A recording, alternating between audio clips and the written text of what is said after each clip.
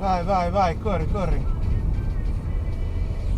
Ma te quando fai la costituzione amichevole lo sai come si scrive il nome della tua macchina? Che secondo me non lo sai. Relazione esterne di Ford Italia, Marco Alussaffi. Dottor Saffi, innanzitutto grazie di questi minuti e benvenuto. Grazie di cuore per aver accettato il nostro invito. Imbecille. Le chiediamo subito. Elimina il culo con quella macchina di merda. Per accelerare la ripartenza anche diciamo da stessa in modo dall'avvio della pubblicità con i concessionari. Ah sì. Sta arrivando il camion, ma chi cazzo se ne fotte?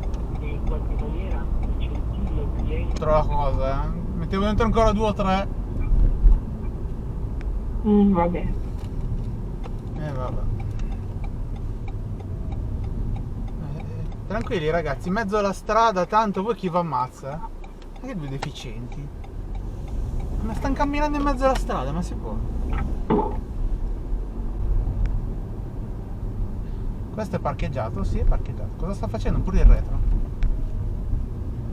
In mezzo alla strada con la portiera aperta. No, ma tranquillo signore, faccia pure un po' il cazzo che vuole, non c'è problema. Tranquillo.